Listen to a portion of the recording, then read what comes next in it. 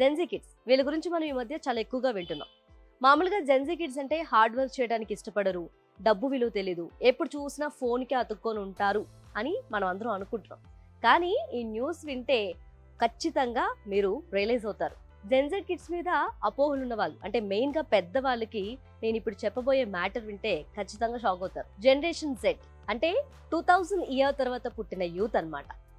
వీళ్ళు మీరు అనుకున్నంత అజాగ్రత్తగా అయితే అస్సలు లేరు. వాళ్ళ ఆలోచనలో చాలా క్లియర్ అండ్ క్లారిటీగా ఉన్నారు. ఉద్యోగాల పేరుతో అనవసరంగా ఓవర్ టైం వర్క్ చేయటం కంటే స్మార్ట్ వర్క్, లైఫ్ బ్యాలెన్స్ మీదే వీళ్ళు ఎక్కువగా ఫోకస్డ్ గా ఉన్నారు. సో వీళ్ళు ఎక్కువగా స్మార్ట్ ఫోన్ కి అడిక్ట్ అయిపోతున్నారు, ఎప్పుడు చూసినా ఫోన్ లోనే ఉంటున్నారు అని మనం అనుకుంటున్నాం కదా. కానీ వీళ్ళు స్మార్ట్ ఫోన్ ని సంపాదన కోసం లేదా కొత్త కొత్త ఐడియాస్ కోసం వాడుతున్నారు తప్ప మనం అనుకున్నట్టు వీళ్ళు ఫోన్ లో కాలక్షేపానికి కాదు.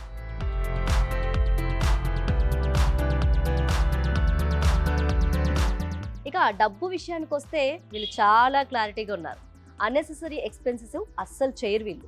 చాలా వరకు ఫైనాన్షియల్ డిసిప్లైన్ చాలా చక్కగా మెయింటైన్ చేస్తున్నారు. సూపర్ డాట్ మనీ అనే ఒక సంస్థ రీసెంట్ గా ఒక రిపోర్ట్ రిలీజ్ చేసింది. అదే వీళ్ళకి సాక్ష్యం. ఆ రిపోర్ట్స్ ప్రకారం చూస్తే 74% of youth monthly 50 above transactions చేస్తున్నారంట. ఇక అందులో చాలా మంది మంత్లీ 200 అబోవ్ ట్రాన్సాక్షన్స్ కూడా చేస్తున్నారంట. స్నాక్స్ కొనాలన్నా, క్యాబ్స్ బుక్ చేయాలన్నా, లేకపోతే బిల్స్ ని షేర్ చేసుకోవాలన్నా వీళ్ళు క్యూఆర్ కోడ్ ని మాత్రమే యూజ్ చేస్తున్నారు. సో మనీని ఎక్కడ యూజ్ చేస్తున్నారు అనేది చాలా క్లియర్ గా ట్రాక్ అవుతుంది ఈ సిస్టమ్ తో. ఇంకొక ఇంట్రెస్టింగ్ విషయం ఏంటంటే ఈ ట్రాన్సాక్షన్స్ లో దాదాపు 76% 200 రూపీస్ బిలోనే ఉన్నాయంట. సో 200 రూపీస్ అంటే అంత లగ్జరీ ఖర్చులు ఏముంటాయి చెప్పండి. స్నాక్స్ అని, లేకపోతే గ్రాసరీస్ అని, లేకపోతే మనకి డైలీ వేర్ కావాల్సిన నీడ్స్ కోసమే వీళ్ళు ఎక్కువగా ఖర్చు చేస్తున్నారు అంతే. దట్టు ఈ స్టడీ గాల్లో లెక్కలేస్తూ చెప్తుంది అయితే అసలు కాదు. లాస్ట్ ఇయర్ జరిగిన లక్షలాది ట్రాన్సాక్షన్స్ ని ఆ రిపోర్ట్ ని బట్టి చెప్తున్న మ్యాటర్ ఇది.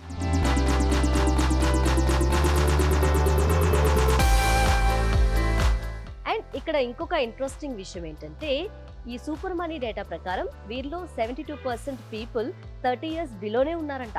అంటే ఫ్యూచర్ మీద, కెరీర్ మీద ఫోకస్ చేస్తున్నారని అనుకోవచ్చు. సో ఓవరాల్ గా ఇప్పటి యువత అప్పుల్లో బతకట్లేదు, అలాగే విచ్చలవిడిగా ఖర్చు పెట్టట్లేదు. వాళ్ళ ప్రతి రూపాయి కూడా కౌంటబుల్ గానే ఉంది.